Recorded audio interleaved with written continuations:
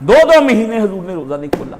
فرمایا یہ ہے. اور مارکسزم نے کیا کیا, آپ کو پیٹ کا سوال سب سے اہم ہے جی, پیٹ سب سے اہم ہے, ٹھیک ہے نا. جانوروں کی طرح, یہ جانوروں کا شعور ہے جو آپ نے کیا. روٹی کپڑا اور مکان, بھٹو نے آپ کے ہاں کے نعرہ لگایا اور آپ نے اس نعرے کے پیچھے چلے اور برباد ہو گئے سارے کے سارے.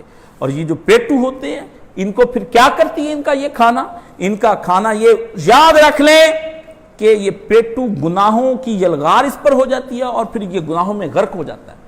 کھانے والا آدمی گناہوں میں غرق رہتا ہے, آپ اس کو کچھ یاد نہیں رہتا. پیٹ بھرا ہوا ہوگا, یہ ایک اصول بتانے آج لگاؤں اور اس کے پہ ختم کر دوں گا کہ یہ آخری اصول ہے, اور یہ اپنے یاد رکھ لیں, یہ میرا آخری نچوڑ ہے جو میں آپ کو بتانے لگا ہوں. پیٹ آپ کا اگر بھرا ہوا ہے نا تو آپ کے سارے جسمانی اعضاء بھوکے ہو جائیں گے. بات سمجھنے کی کوشش کریں میری, یعنی ایک پیٹ ہے, ہاتھ ہے, کان ہے, آنکھیں ہیں, سارا کچھ ہے. پیٹ اگر بھرا ہوا ہے تو سمجھ لیں کہ یہ سارے اجزاء جو ہے نا آپ کے جسم کے, یہ بھوکے بیٹھے ہیں. انہوں نے تو کچھ کھانا ہی کھانا ہے, ان کا بھی تو کھانے کا انتظام کرنا ہے. اگر آپ کا پیٹ خالی ہے تو یہ سارے آپ کے جسمانی اعضاء جو ہے نا یہ سیر ہے, پرباش ہیں. کیوں؟ پیٹ اگر آپ کا بھرا ہوا تو پھر سب سے پہلے کیا ہوگا, زیادہ کھانے کے فتنے کی وجہ سے آپ پھر کیا کریں گے, آپ پھر بالکل ایک فتنے میں, سارے اعضاء کے فتنے میں مبتلا ہو جائیں گے اور فساد مچ جائے گا گناہوں کا, اور آپ گھر کے گناہ ہو جائیں گے. ٹھیک ہے نا. کیونکہ پیٹ جو ہے نا جب بھر جاتا ہے تو یہ پھر آپ کو بیہودہ اور گندے کاموں کی طرف رغبت دلاتا ہے. ہوتا کیا ہے, بھرے ہوئے پیٹ میں پھر تکبر پیدا ہو جاتا ہے, خدا بھول جاتا ہے جب پیٹ بھر جاتا ہے. ہمارے بزرگ کہتے ہیں کھانا کھا کے اس طرح کرنا الحمدللہ کہہ. پرانے بزرگ, ہم چھوٹے چھوٹے ہوتے تھے, اس طرح کبھی کرنا, انگڑائی لے, انہوں نے کہا اے ہاتھ نیچے کر, یہ تکبر کی علامت ہے روٹی کھانے کے بعد. یہاں بھی ایک ہمارا ملازم روٹی کھا کے ایسے ایسے چلتا. میں نے کہا کل دیکھا, میں نے کہا اے وہ گنڈے ادھر آ, تو بدماش ہے. کہا نہیں سر جی. میں نے کہا یہ کیا طریقہ چلنے کا کھانا کھانے کے بعد. نبی علیہ السلام نے کھانا ہمیشہ ایک ٹانگ کھڑی کی اور ایک نیچے بچھائی اور غلاموں کی طرح سر نیچے کر کے آپ نے روٹی کھائی. ادھر اوپر بیٹھے ہیں ڈائننگ ٹیبل. آپ مسئلہ یہ کہتے ہیں جی, وہ مجھے ایک لڑکا تھا وہ جماعت اسلامی کا, وہ کہتا کاشف تم ہمیں پرانے دور میں لے کے جانا چاہتے ہیں, وہی پرانے ریجڈ مولوی جی, آپ ڈائننگ ٹیبل پر کھانا جائز ہے کہ نہیں جائز. ڈائننگ ٹیبل تمہارے اندر وہ شے ہی پیدا نہیں کرتا جو نبی علیہ السلام کا طریقہ بیٹھنے کا کرتا ہے. ڈائننگ ٹیبل میں آپ کھا رہے ہیں, آپ کھاتے جا رہے ہیں. پیٹ میں ایک ٹانگ آپ کی جب سکڑی ہوئی ہوتی ہے تو آپ کو دوسری ٹانگ سے لگتا ہے کہ پیٹ میں بھر گیا ہے, لیکن اس میں گنجائش باقی ہوتی ہے. رسول اللہ صلی اللہ علیہ وسلم نے فرمایا, کھانے کا طریقہ بیان کروں گا وہ بھی آپ کو میں. نبی نے کہا ایک کھانے کا پیٹ کے 3 حصے کرو, ایک کھانے کے لیے, ایک بعد میں پانی کی ضرورت پوری کرنے کے لیے, اور ایک پیٹ کے اندر خالی تاکہ ہوا اندر گردش کر سکے. پیٹ کے سارے امراض کا حل یہی ہے, جتنے امراض آپ کو ہو, روٹی نہ پوری کھائی جائے. آپ نبی علیہ السلام نے, اب میں نے آپ کو جو کیا بتایا وہ سن لیں. پیٹ بھرا ہوگا, آپ کے سارے اعضاء بھوکے ہو جائیں گے. آپ کے پیٹ خالی ہوگا, آپ کے سارے اعضاء شکم پرباش ہوں گے, سیر ہو کر رہیں گے. کیوں؟ جب آپ کا پیٹ بھرا ہوتا ہے آپ تکبر کرتے ہیں. ایک بات, پیٹ بھرنے کے بعد اگلا کام جو ہوتا ہے نا, آنکھیں آپ کو بد نگاہیں, آپ کی نگاہ بد ہو جاتی ہے, شہوت چڑھنی شروع ہو جاتی ہے, پھر بد نگاہی کی طرف آپ کی آنکھ بے لگام ہو گئی. پیٹ بھر گیا, اب آنکھ بھوکی ہے, وہ کچھ دیکھنا چاہتی, روٹی کھا کے پھر ٹی وی دے کے بیجن دے سارے جانے, لاؤ جی ہوں ٹی وی. پہلے آتے گھر میں, پہلے تو دیو نا روٹی ہے جانور نو ہے جی, وہ جانور اکٹھا ہوتا ہے, ساتھ اس کی جانور بیگم, جانور بچے سارے اکٹھے ہو جاتے ہیں, کھا پی کے سارے ایسے مست ملنگ ہو جاتے ہیں, پھر ٹی وی لاؤنج میں بیٹھ جاتے ہیں. ٹی وی اچ ریموٹ اچ پڑیا, سارے نے بچے موبائل پڑے. اب ہو رہی لگام, تکبر آ گیا. الحمدللہ الذی طعمنا وسقانا وجعلنا من المسلمین وسواک وجعل المخرج. کس نے پڑھنی یہ دعائیں, کس نے پڑھنی؟ روٹی کھا کے اللہ شکر اس اللہ کا جس نے مجھے کھلایا پلایا. اور اگلا کیا کہا, اس نے مجھے امت محمدی صلی اللہ علیہ وسلم سے پیدا کیا. وسواگا, یہی نہیں کیا, مجھے ہضم بھی کرا دے گا. وجعل المخرجا, اور وہ پھر مجھے میرے پیٹ سے اس کھانے کو جو بعد میں پخانا بن جائے گا, زائد فضلہ جو چیزیں جہاں پہنچنی ہیں, وہاں پہنچا دے گا، پروٹین وٹامنز اپنی اپنی جگہ چلے جائیں گے، جو زائد ہوگا مخرجہ اس کو نکال کے باہر پھینک دے گا، قبض نہیں ہونے دے گا، ورنہ قبض کے کتنے امراض ہیں، نبی نے دعا سکھائی ہے اور اس دعا کو جب آزمایا ہے قبض نہیں ہوتی اس بندے کو. بھوکے ہوں گے بد نگاہی کرے گا، اور کان گانے سننے پہ بری بات سننے کے مشتاق ہو جائیں گے، تیار ہو جاتے ہیں. پیٹ ادھر بھرا ہوا ہوتا ہے، اس لیے آپ دیکھتے ہیں جب آپ روٹی کھا رہے ہوتے ہیں نا تو وہ چھوٹا چھوٹا ہلکا ہلکا سلو میوزک چل رہا ہوتا ہے جو آپ کے دل کو کبھی کبھی لبھاتا ہے، بڑا اچھا لگتا ہے، بڑا پیارا سا ماحول بنا ہوا ہوتا ہے. کیوں؟ وہ بھر رہا ہوتا ہے، وہ بھی بھوک اپنی سمیٹ رہے ہوتے ہیں، اور اس کے بعد زبان فوش گوئی پر آ جاتی ہے. یہ بڑے پیٹ کی علامتیں ہیں. ٹھیک ہے، شرمگاہ آپ کو شہوت رانی پر اکساتی، شہوت بڑھ جاتی ہے آپ کی کھانے کے بعد، آپ کوئی قابو میں نہیں رہ جاتی، مست ہو جاتے ہیں کھانے پہ. اس لیے آپ دیکھ لیں جہاں زنا ہوگا وہاں شراب بھی ہوگی اور کباب بھی ہوگا، پھر پلس شباب ہوگا.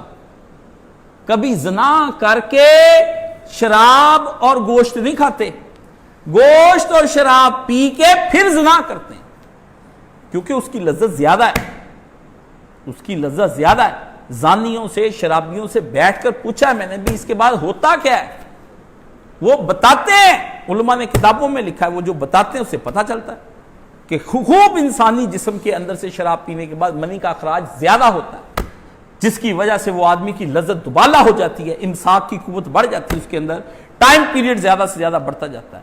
اس لیے جو طوائف لائی جاتی ہے اس لیے اب اس کو بھی ساتھ نشہ کراتے ہیں، اس کو بھی کھلاتے ہیں، اس کو بھی پلاتے ہیں، تاکہ دونوں کا ایک سا نشہ ہو جائے، دونوں ایک سی لذت پا سکے.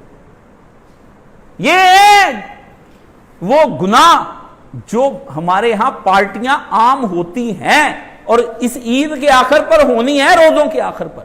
ابھی تو سب نے حاجی بننا ہے، آ جانی ہے، تسبیحاں بھی نکل آنی ہیں، ٹوپیاں، مسلے، پہلی رات ایک دم پہنچ جاتے سارے، خدا دا واسطہ کی ہو گیا، مسجداں پر گیاں، باہر مسلے ہو گئے، تے آخری رات نہ مسلح نہ مسلے دی ذات، عید والے مسجد ادا ہی گئے ختم، تے شام شراب دیاں پارٹیاں تے نال منڈے تے نال جرانے نال عورتاں ہائر ہو جاندیاں.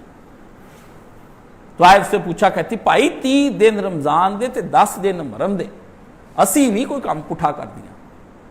تے میں کہا یکم شوال نو تے 11 محرم نو، کہ وہ پھر چل پیندا کام. اس دن خدا کوئی اور ہو جاتا ہے. فرمایا پیٹ شرمگاہ پھر آپ کو شہوت پہ رکھتا، اور پاؤں نجائز مقامات کی طرف چلنا شروع ہو جاتے ہیں. گاڑیاں نکال کے تر پہ چلو جی چلیے، فون آ گیا مشوقہ کا، محبوبہ کا آ گیا، یاروں نے بلا لیا، آ جا، لے آئے ہیں نجائز. پھر وہ پاؤں ادھر کو، ہاتھ جا کے پھر نبی علیہ السلام ہو گئے نا سچا پیارا نبی صلی اللہ علیہ وسلم. حضور پر نور رسول مقبول صلی اللہ علیہ وسلم نے بات کہی ہو اور بات ٹل جائے اور بات سمجھنا ہے، یہ ممکن ہی نہیں ہے. یہ ممکن ہی نہیں کہ پیارا نبی کچھ کہہ کے گیا اور بات صحیح ہو. یہ زمین بھی ٹل سکتی، یہ آسمان اپنی جگہ سے ایک نہیں سارے ہل جائیں گے، یہ سورج گر جائے گا، یہ چاند تباہ ہو جائے گا، سب کچھ. آپ مجھے کہیں گے نا کہ ہوگا سمندروں کا پانی خشک ہو گیا، آپ کہہ دیں، اور پہاڑوں کی چوٹیاں لرز کے زمین پر آ گئی ہیں، میں ہر انہونی کو ہونی مان لوں گا، لیکن محمد مصطفیٰ صلی اللہ علیہ وسلم اس کو کہہ دینا کسی بات کو اور وہ صحیح ہو، وہ ہو کے رہتی ہے. حضور نے فرمایا پہلے آدمی کی آنکھ سے نہ کرتی ہے، آنکھ سے آنکھ جا لڑتی ہے. پھر نبی علیہ السلام نے فرمایا پھر اس کا ہاتھ آگے بڑھتا ہے. پھر نبی علیہ السلام نے فرمایا اس کے پاؤں آگے بڑھتے ہیں. فرمایا یہ زنا شروع ہو رہا ہے، آنکھ نے زنا کر لیا، ہاتھ نے کر لیا، پاؤں نے زنا کر لیا. اور نبی علیہ السلام نے فرمایا پھر ذہن پلان کرتا ہے، ذہن زنا پہ شروع ہو جاتا ہے، دل اس کے اوپر بھڑکتی پہ آگ ڈالتا ہے اور گناہ بڑھتا ہے، زنا کی طلب اور شوق میں اضافہ ہوتا چلا جاتا ہے. اور پھر آپ نے فرمایا کہ آخر ہوتا کیا ہے، شرمگاہ اس کے اوپر مہر لگا دیتی ہے، زنا ہو گیا اور بندہ خدا کے ہاں زانی لکھ لیا جاتا. پیٹ خالی رکھو تاکہ باقی اعضاء بھوکے رہے. ان کے اندر جب جان ہی نہیں ہونی، انہوں نے آپ سے کیا مانگنا؟ روزے کا رکھنے کا مطلب یہ نہیں کہا اللہ کے پیارے نبی صلی اللہ علیہ وسلم نے کہ جس کے پاس یہ نہیں. فرمایا آدمی اپنی قوت با کو توڑنے کے لیے، یہاں کیا قوت با کو پڑھاتے ہیں، گولیاں لو جی فلانی شے حکیم دا کشتا پلانا ٹمکانا میں جوان ہو جواں، ارکے قلبی تے ارکے گاؤ زبان تے ارکے فلانا تے کشتا حکیم ارشد والا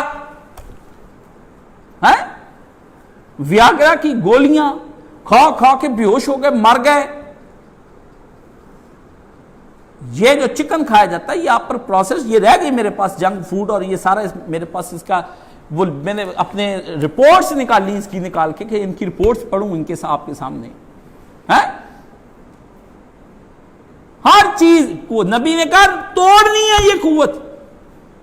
آپ نے کیا بنا لیا؟ قوت بڑھانی ہے.